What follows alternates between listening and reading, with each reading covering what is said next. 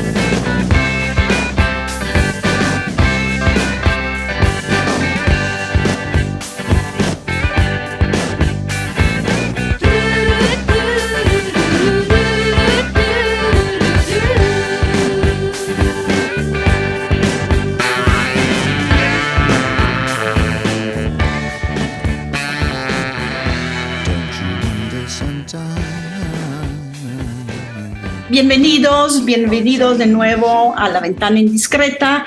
Hoy nos vamos un poco de viaje, los vamos a llevar de viaje primero al próximo cine, a las salas de cine, para que otra vez tengan esa experiencia de estar en medio de otras personas que usted no conoce para ver una película y compartir con ellos la reacción. Y después nos viajamos a Irlanda con una película que está teniendo mucho éxito, Globo, seguramente va a estar en los Óscares también. Y después nos vamos a Nueva York, a Queens, para terminar el viaje de La Ventana Indiscreta hoy. Es chistoso decir viaje, pero sí ventana para mí tiene mucho que ver con el viaje en tren, no solo porque me encantan los trenes, sino que también el tren tiene ventana y ahí vemos frente a la ventana pasar el mundo. Y aunque estemos en el tren y haya gente que duerma o haya gente que coma, pero sí normalmente está uno viendo el tren y la ventana como si fuera una ventana, como si fuera una pantalla hacia otros mundos que pasan frente a nuestros ojos. Nos llenan de curiosidad, nos llenan de tensión, nos llenan de historias de la gente y de todo lo que vemos pasar. Bueno, Hammurabi, ya empecé platicando por qué la ventana y la ventana indiscreta y qué tiene que ver con los trenes. ¿Cómo estás hoy? ¿Todo bien?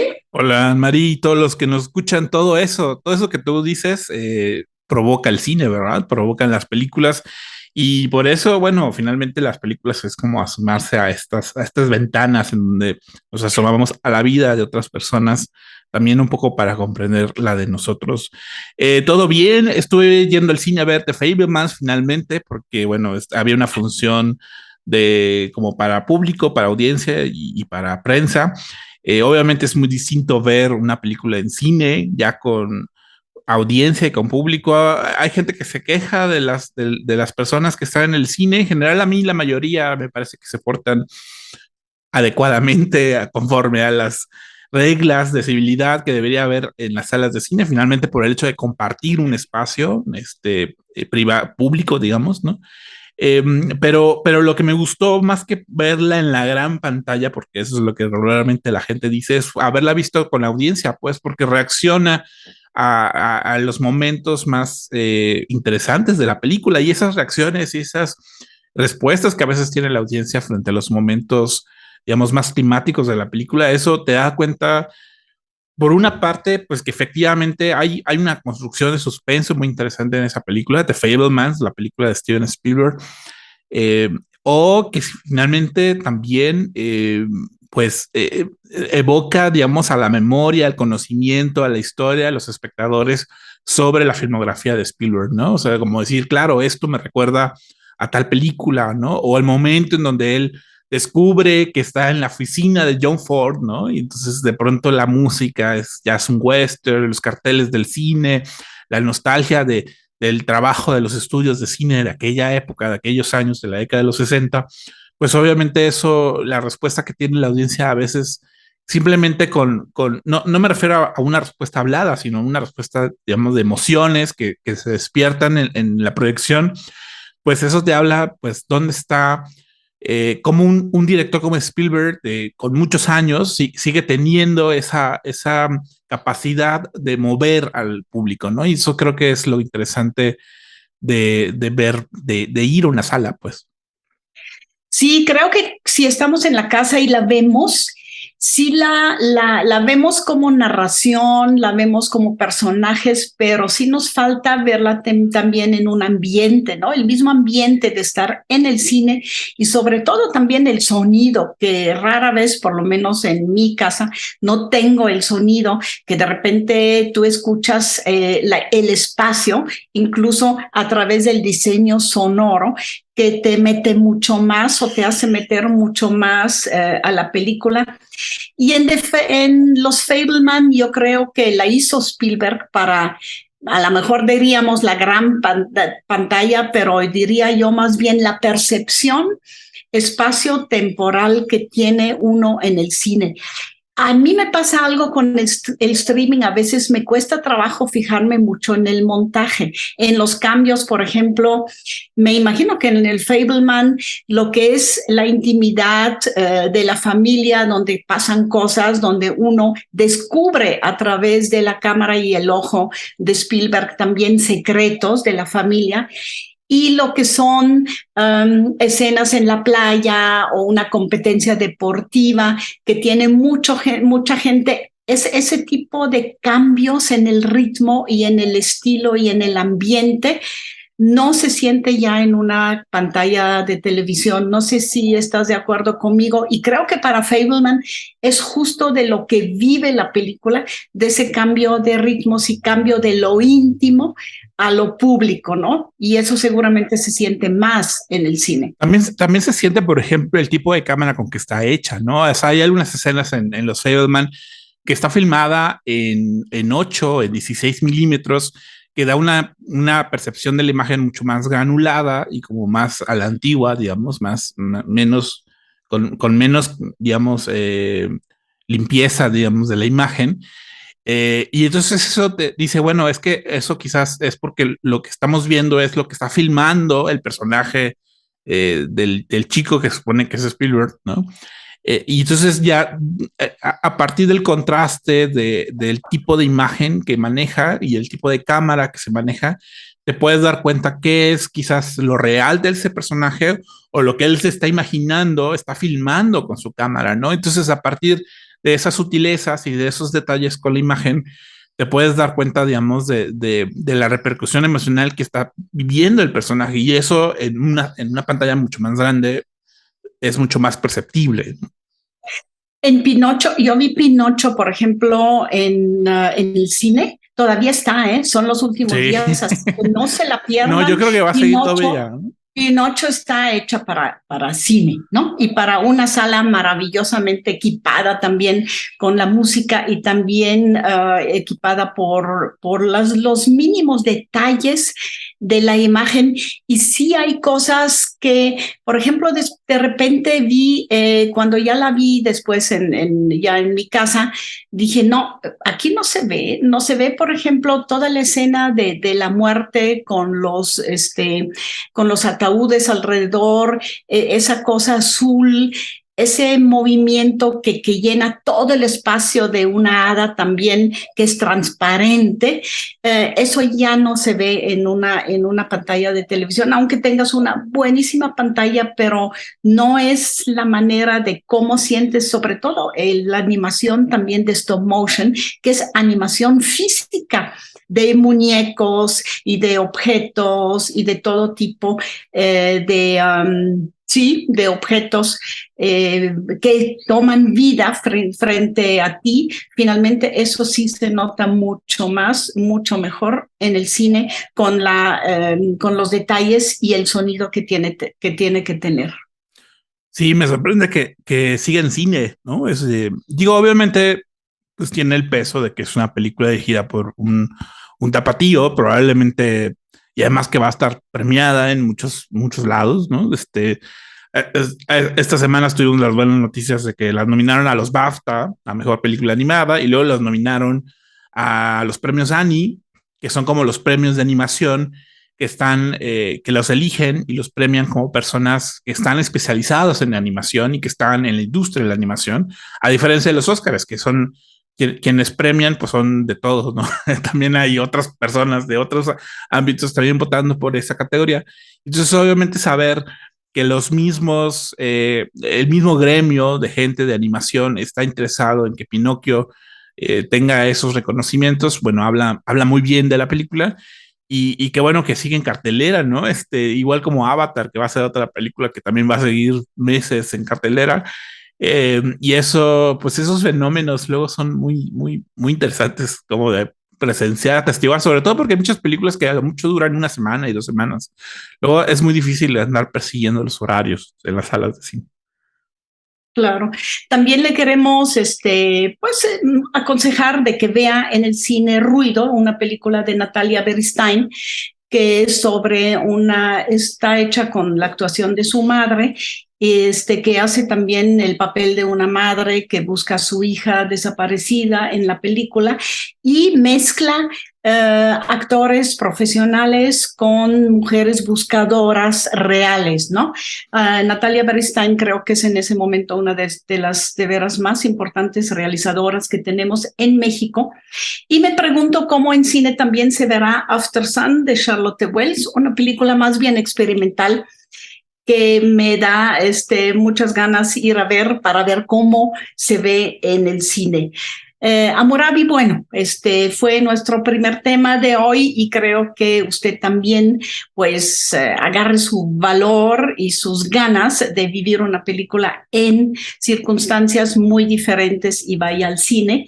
Nos despedimos, si les parece bien, con David Bowie, Sound and Vision. Finalmente de eso trata el cine, de sonido y de ver, de mirar, de visión.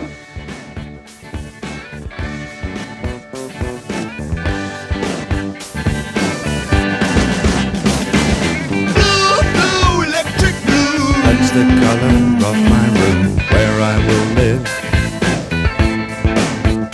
Blue, blue. Pale blinds drawn all day. Nothing to read, nothing to say. Blue, blue. I will sit right down, waiting for the gift of sound and vision.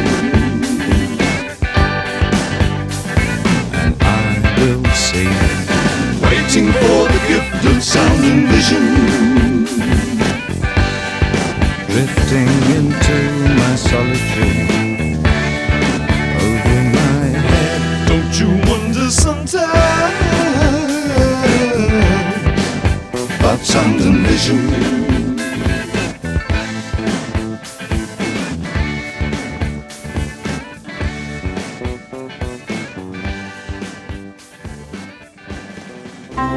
Seguimos hablando de cine en La Ventana Indiscreta. Es momento de asomarse a La Ventana Indiscreta.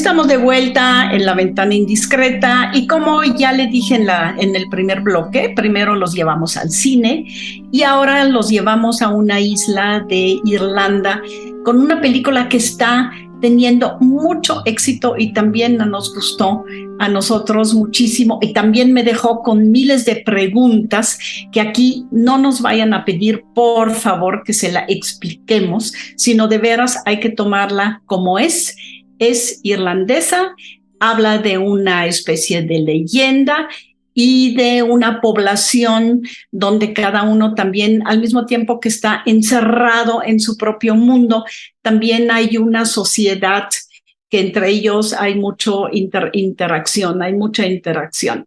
El título en inglés es The Banshees of Inisherin. En español es Los Espíritus de la Isla. Está bien que no pongan el nombre porque aquí en México no nos diría mucho. Los ingleses, los escoceses y los irlandeses sí saben a lo que se refiere, aunque la película la arma como lugar, como espacio, como isla ficticia con personajes también ficticios. El director Martin McDonagh nos ha gustado, no ha hecho tantas películas. Él nació en 1970 en Londres. Le conocemos Escondidos en Brujas, le conocemos 7 psicópatas y la última 3 anuncios en las afueras, una película que hizo en Estados Unidos con Frances McDormand acerca de una madre que reta a las autoridades para que por fin hagan justicia con algo que le pasó a su hija. Aquí en Irlanda es otra cosa muy diferente de las otras 3 películas, a mí me parece, porque sí, el director Martin McDonagh también es dramaturgo, escritor, hace sobre todo obras de teatro y se propuso hacer una trilogía sobre islas que él ha visitado o donde estuvo pasando los veranos de su niñez. Una de las islas era Islandia, la otra no me acuerdo bien, y luego la tercera de esa trilogía es Irlanda, que él tradujo en esa película con los espíritus que encontró en esa isla de Irlanda.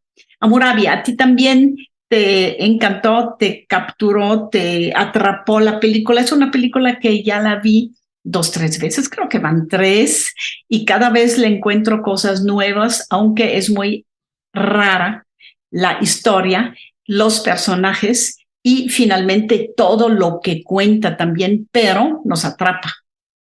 Sí, decir que con que me encantó te refieres a una película que me ha hecho reír y que me haya espantado de manera por igual.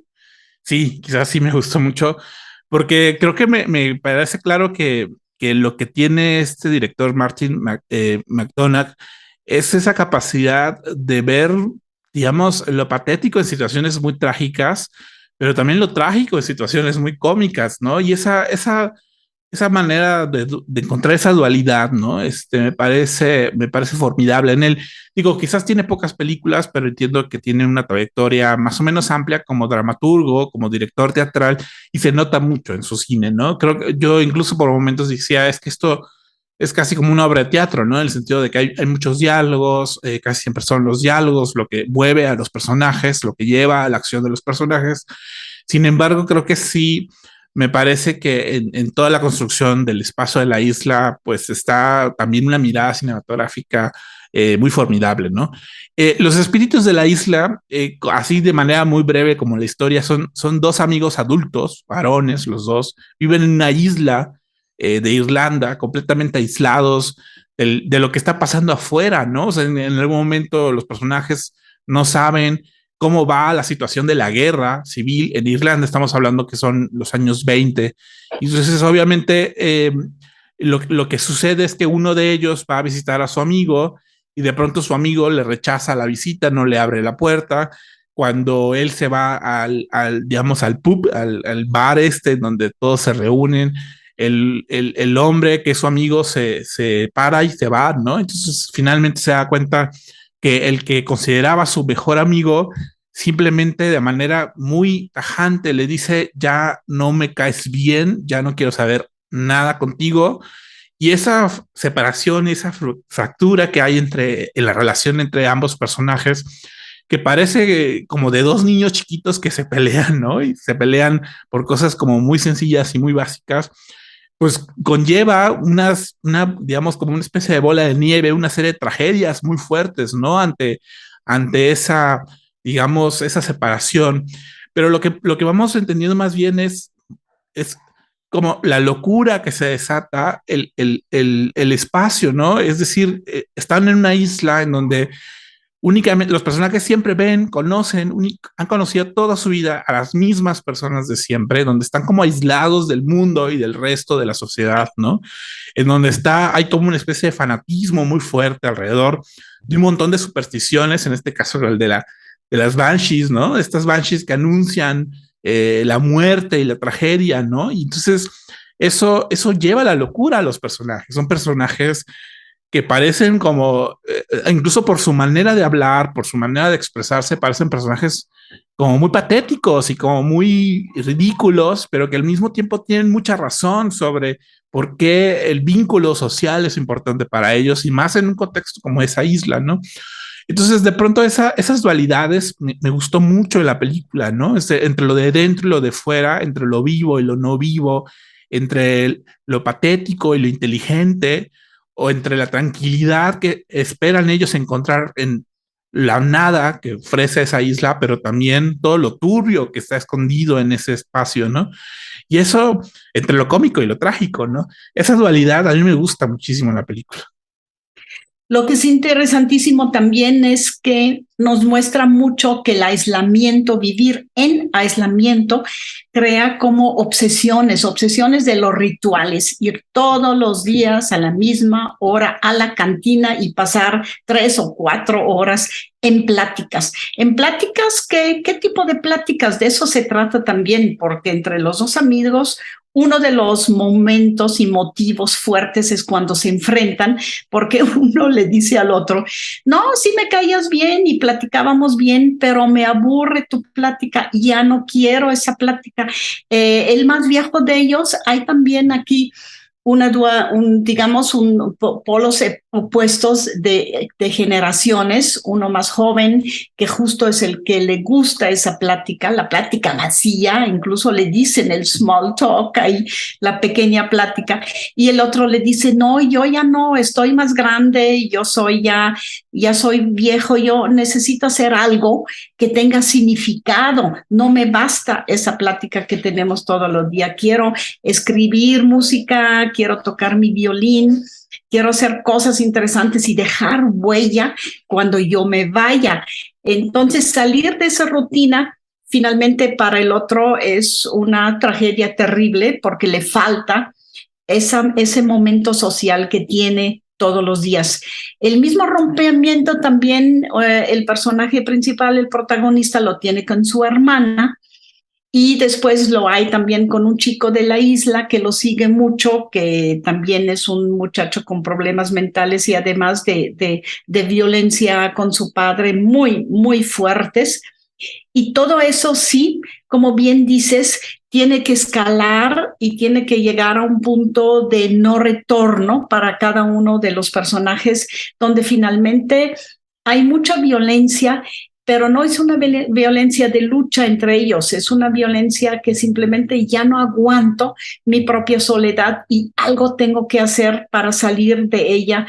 Creo que es esa cosa tan básica del ser humano y de nuestra sociedad que lo capta en esa isla y lo capta en esa película el director, que también es el guionista, y lo que nos atrapa de la película. Y a mí me gusta cómo lo expresa con el espacio, con la isla, ¿no? O sea, es una isla que es, o sea, geográficamente y topográficamente es muy complicada, ¿no? O sea, son acantilados en donde, digamos, uno se puede aventar de ahí casi, casi. O sea, todo ahí digamos, lo inminente de la tragedia a partir de esa altura de los acantilados es increíble, ¿no? o simplemente que la isla no tiene ningún tipo como de, o sea, es como plana, ¿no? En donde los caminos son los mismos de siempre, donde no hay manera de escapar, de huir de una persona, porque de todas maneras te lo topas en el camino a la cantina o al bar o a tu casa, ¿no? Porque todo es plano y donde todo es visible al mismo tiempo, ¿no? O incluso como en estos planos en donde los personajes, uno está dentro de una casa, el otro está afuera viendo desde la ventana y como en los mismos planos esa distancia que hay entre ellos a partir de las ventanas, a partir de las puertas, a partir digamos, de las casas, eso provoca muchísimo digamos, alimenta esta sensación de soledad que sienten los personajes que tú mencionas, ¿no? Y eso me parece que lo trabaja muy bien y me parece que hay una apuesta muy cuidadosa en relación al espacio. Me sorprende muchísimo cómo aprovecha esa isla, ¿no? El director para, digamos, realmente alimentar esa sensación de soledad. La isla y los animales también, la importancia de los animales cuando tú vives solo, como el protagonista, la importancia que tiene una burrita miniatura, una burrita de pequeño tamaño que está en su casa y que le abre en la mañana la puerta para que entre y esté con él en la cocina. Ella ahí se come de la mesa lo que hubo, también una vaca, también algunas chivas que andan por ahí. El perro también de uno de los personajes intervienen en la narración y intervienen también en la relación que la película hace con el espectador, porque los animales nos miran, los animales también a nosotros nos dicen cosas. A mí en esa película eso me sorprendió muchísimo, de qué manera los animales intervienen no solo en la narración para los personajes, sino también para la identificación o en la identificación del espectador con lo que está pasando. Terrible, terrible, y por el otro lado también bien visto con mucho humor negro en la misma película. Lo he visto en el cine islandés, lo he visto en películas como Lam, esa estrecha relación entre el hombre y la naturaleza, que como tú dices es la isla, pero también que son para mí los animales, ¿no? En la película. Sí, hay una escena muy padre, ¿no? Donde la hermana del protagonista no quiere que lo del burro que tiene está dentro de la casa comiendo. Y entonces el otro hombre le contesta enojado, así, cuando estoy triste, yo sí quiero que el burro esté adentro, ¿no? O sea, como si fuera una especie de animal de compañía, ¿no? Como en el sentido de hoy en día, ¿no? De alguien que nada más por su presencia y por la caricia, simplemente eso completa emocionalmente a alguien. Y obviamente ese burro, pues también luego tiene una repercusión más fuerte en la historia más adelante, ¿no? A mí me sorprende, digo, quizás sea un poco trillado, pero a la vez no, me sorprende mucho el trabajo de los actores, o sea, los cuatro principales que pues están teniendo, sí, la nominación a los premios, pero claro, pues es que cuando tienen un guión así de bien pulido, de bien escrito, donde a veces hay frases que de verdad te quedan muchísimo los diálogos, en gran medida también por la entonación con que están hechos, ¿no? Incluso como el mismo acento irlandés, que es muy, muy extraño, muy bizarro incluso para nosotros, ¿no? La manera en que conjugan y expresan y maldicen en irlandés me parece a veces también muy interesante, pero como ese contraste digamos, esa incredulidad que tiene el personaje de Colin Farrell contra esta agandallez del personaje de Brendan Gleeson, del amigo que simplemente decide no querer continuar esa amistad, a, digamos, ese tono como más lúcido, ¿no? Del personaje de la hermana, que es la que es consciente de que en ese conflicto, en esa disputa entre los personajes, pues hay más locura que razón, ¿no? O simplemente este personaje que me gusta mucho, que parece que tiene problemas mentales, ¿no? Pero por lo que dice, me parece que es como muy inteligente y muy consciente de lo que está viviendo, ¿no? Entonces, todos los personajes parece que se están atacando entre ellos, pero al mismo tiempo cada uno tiene razón y tiene sus razones, ¿no? Y eso esa complejidad de los personajes, acompañado como de esas actuaciones que realmente le dan complejidad a esa idea, pues a ese conflicto, me parece que está, o sea, me gustó mucho también, ¿no? También a mí me gustó cómo cada uno tiene en el fondo una necesidad de cambio, ¿no? Lo ves en la hermana, lo ves en el chico joven, lo ves en el viejo, y como alguien que persiste y dice, no, hay que seguir con las reglas de siempre, con las tradiciones, no hay que cambiar nada, porque los cambios a mí me quitan el piso seguro que tengo. Eso también es un tema que está ahí metido. Y la religión, digo, en esa isla hay más cruces que árboles. Árboles no hay, cruces y vírgenes hay en todas partes. Y el cura cada domingo llega con barco y ahí todo el mundo va a confesarse, por ejemplo, también.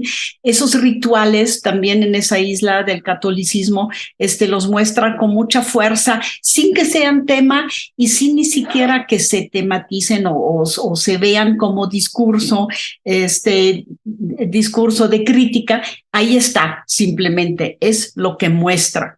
Bueno, estuvimos hablando de la película Los Espíritus de la Isla, para hablar de una isla irlandesa.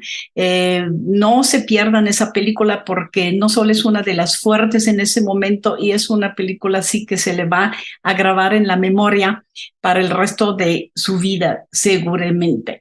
Vamos a despedirnos del comentario sobre Los Espíritus de la Isla con Carter Burwell para la película misma, Padrear, Keep Quiet.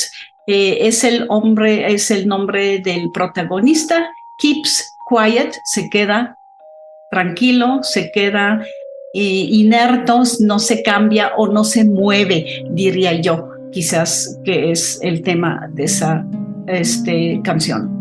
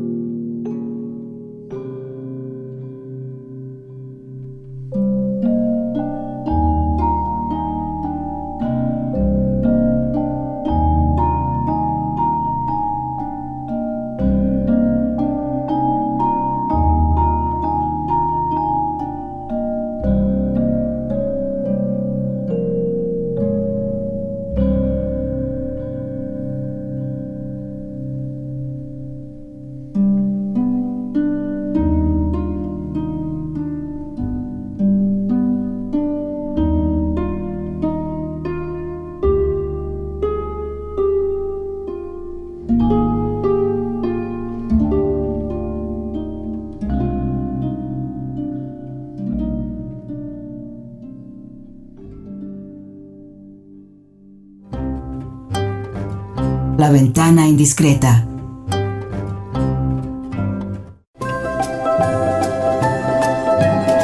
La ventana indiscreta.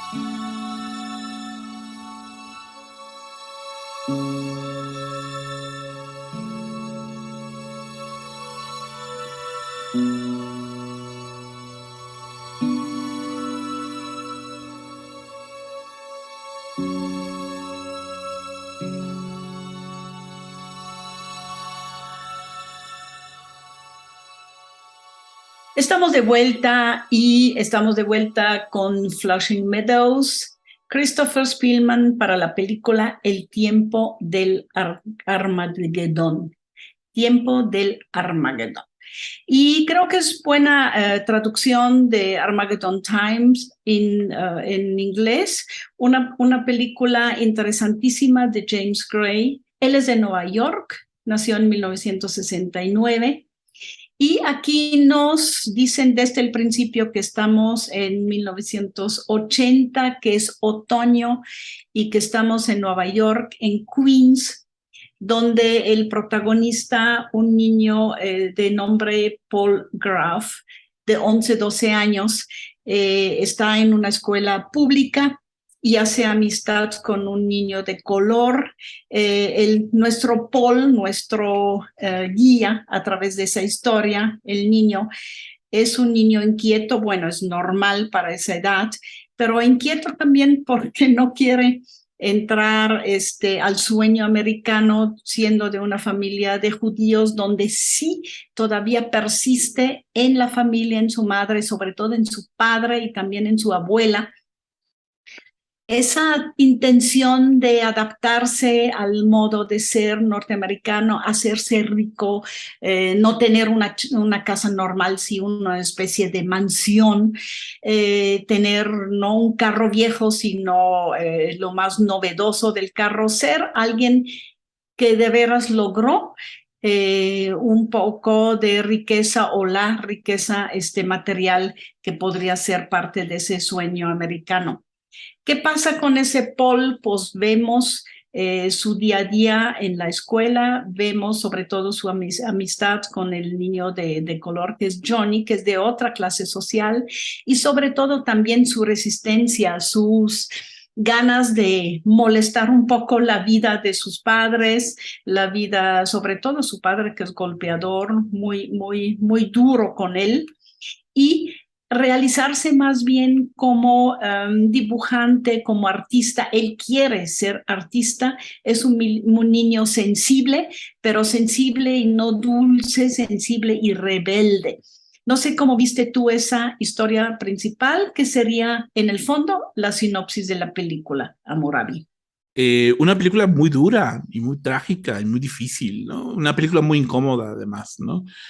Hay como esta tendencia, lo hemos comentado, de hablar de muchos cineastas, de hablar de su infancia, o sea, por ejemplo, Steven Spielberg con Los Fabelman, Alfonso Cuarón con Roma, eh, y hay como esta posibilidad de hablar de la infancia como si fuera algo dulce y algo tierno y algo emotivo, pero lo que aquí presenta James Gray en esta película Armageddon Time es más bien una infancia muy difícil y muy complicada. Habrá quien diga, había gente que la comparaba, por ejemplo, con los 400 golpes de François Truffaut, ¿no? O sea, esta idea de los golpes que te da la vida, ¿no? Y los golpes emocionales y culturales que te da la sociedad en la que te encuentras, ¿no? Que te obliga de alguna manera a tomar un camino y a tomar una actitud frente a lo que deberías de ser, ¿no? En este caso, una cuestión económica fuerte, ¿no? De una familia de judíos en Nueva York que están obligando a su hijo a adoptar este sueño americano, ¿no? Y el niño que es muy sensible para entender la dificultad digamos, de la vivencia, digamos, de los negros en Estados Unidos, ¿no? A partir de este amigo que tiene, que también es igual de complicado y de rebelde y difícil, también por con los constantes golpes que reciben en la escuela, por ejemplo, o en la calle, o las mismas instituciones policíacas que digamos, detienen a una persona por su color de piel, pero al otro no, ¿no? Por ejemplo, ¿no? Esas injusticias y esas desigualdades vistas desde la infancia, me parece que es muy interesante, ¿no? O sea, yo creo que es muy interesante cómo un adulto puede entender cuál era como lo difícil de su infancia, que digamos uno de niño no es capaz de verbalizar por el desenfado y el malestar que a veces uno siente, pero ya cuando es de uno de adulto y puede como hacer esa mirada hacia atrás y decir, era esto, me doy cuenta de esto, creo que aquí James Duray lo plantea de manera formidable en esa película. Una película que a mí me gustó también en el sentido de incomodidad, ¿no? Una película muy incómoda en muchos sentidos. La incomodidad resulta de que en el fondo sí nos hace que nos identifiquemos con ese chico. Por ejemplo, con el grupo escolar van al Museo Guggenheim y entonces eso parece que turismo en Nueva York no es turismo en Nueva York. Lo terrible de esa escena es que el niño está atrapado por una pintura de Kandinsky y entonces él empieza con su dibujo, es bueno para dibujar, pero cae mal lo que dibuja, empieza a dibujar como Kandinsky y medio copia de la memoria lo que vio en el Guggenheim y eso se lo denigran, se lo rompen, no se lo aceptan, entonces sí muestra muy duro, con mucha dureza cómo puede desde la familia y los padres que ni siquiera se dan cuenta, quieren un niño disciplinado, un niño bueno, un niño que estudie, no se dan cuenta que son duros, brutales, crueles con su hijo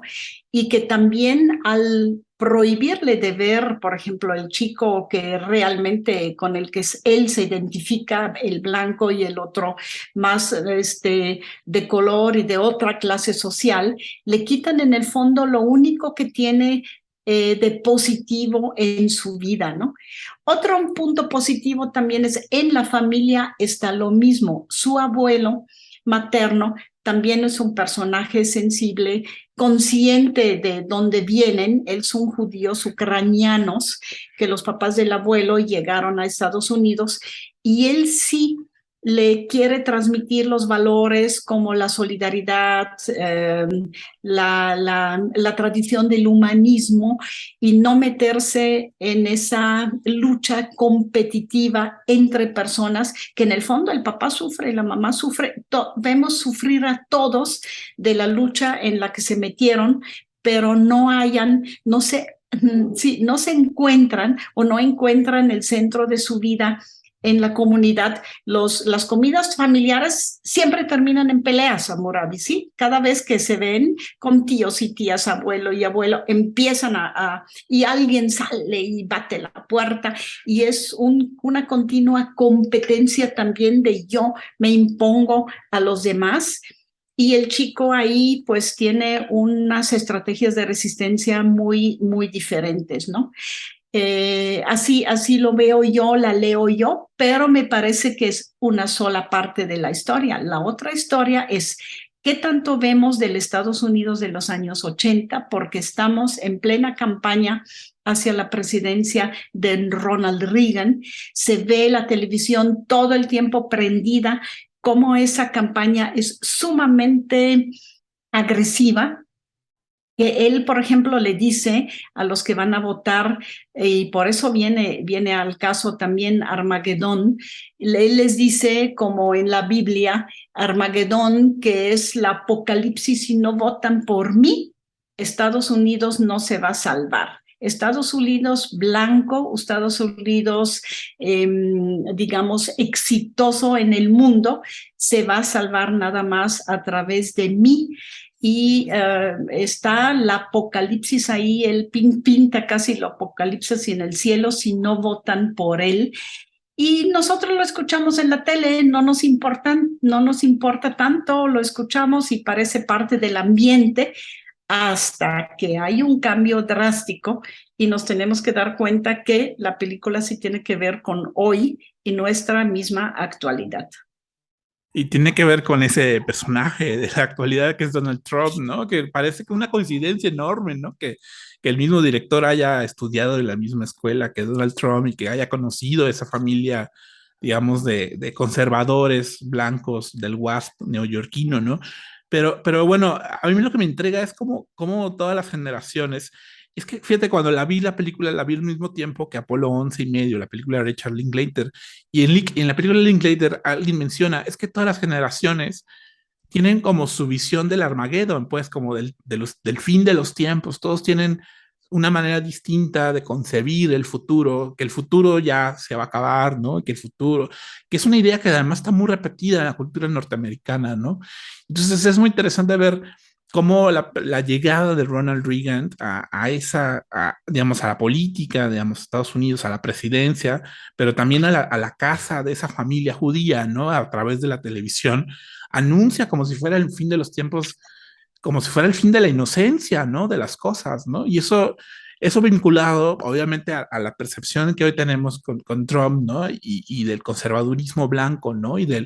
Digamos, del racismo muy arraigado en Estados Unidos como una manera de sobrevivencia y como una manera de perpetuar un sistema, ¿no? Entonces, obviamente, también que ese niño esté en medio de los embates culturales y políticos de una cultura muy específica como la de Estados Unidos, además de Nueva York, ¿no? Eh, Me parece que está muy bien formulada, ¿no? De nuevo, o sea, es muy interesante cómo su visión personal, porque hay un malestar en él y lo que hace es que el adulto, el director adulto, digamos, se da cuenta que el contexto cultural político de esa época alimentaba ese malestar, ¿no? Y entendía por qué ese malestar venía de esos contextos, ¿no? Y eso me parece que está muy bien, muy padre la película. Y bueno, yo digo, ahí Anthony Hopkins como el actor, como el abuelo materno, que de alguna manera es como con el que se entiende mejor, ¿no?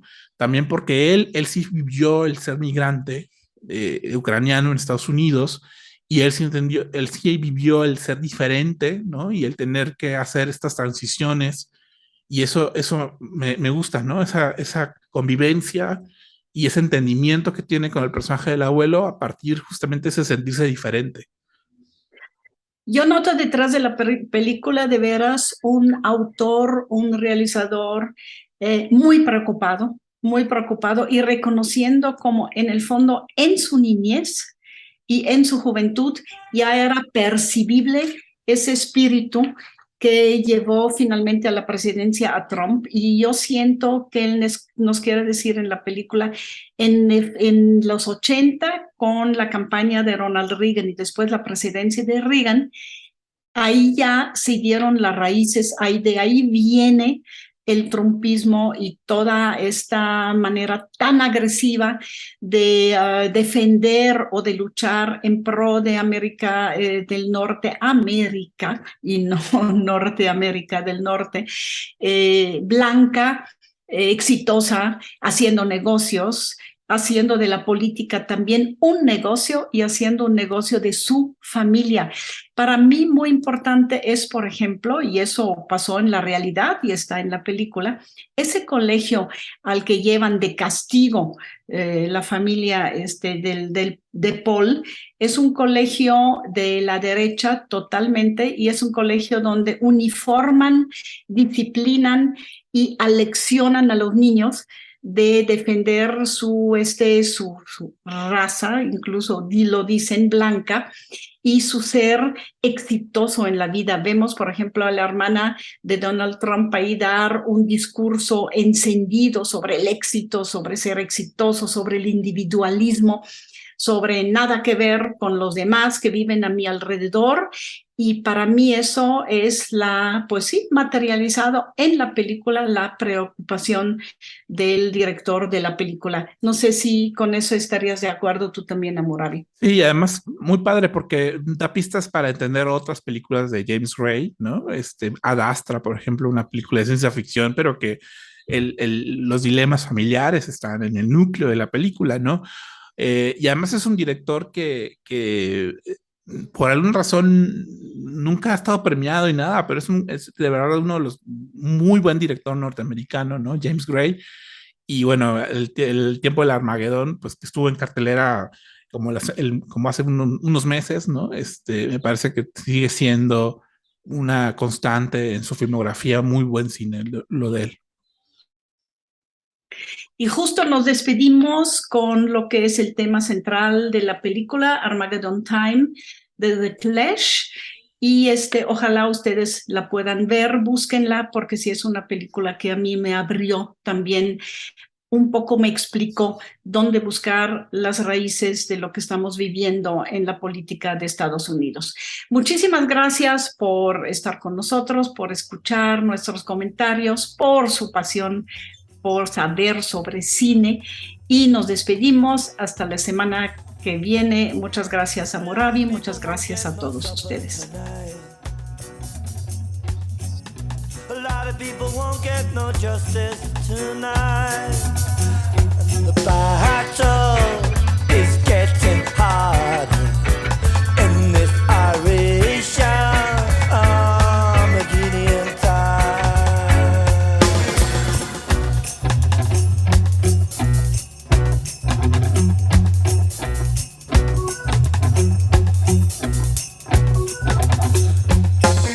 A lot of people running and hiding tonight. A lot of people won't get no justice tonight. Remember to kick it off. No one will guide you on Gideon time.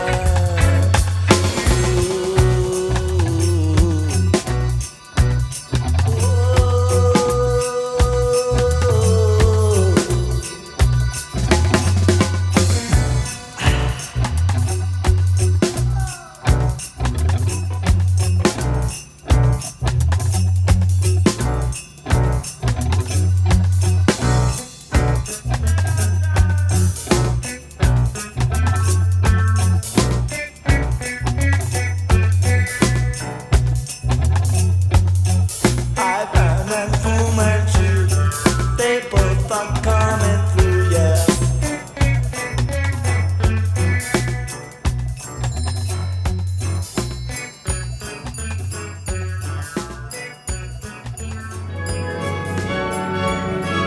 Por hoy, cerramos La Ventana Indiscreta. Nos escuchamos la próxima semana.